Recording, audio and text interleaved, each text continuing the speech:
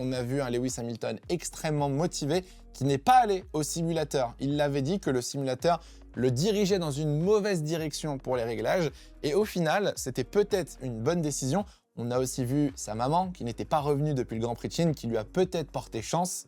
On a retrouvé un Lewis Hamilton que j'avais l'impression d'avoir perdu. Un pilote agressif, audacieux, battant, motivé, on l'a vu dans les team radio, ça fait plaisir. Alors oui, il y a eu des petites erreurs, que ce soit en qualification par exemple, en sprint dans les derniers tours, où il perd 2 places sur Piastri et Leclerc, mais il a été très bon, il a dominé son coéquipier de A à Z.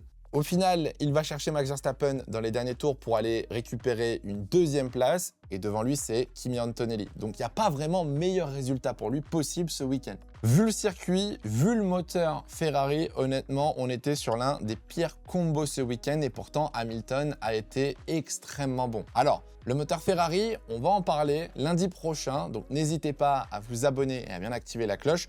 On va aussi parler de l'Adduo parce que oui, Ferrari devrait introduire un nouveau moteur en Autriche en espérant que ça corrige un petit peu le problème.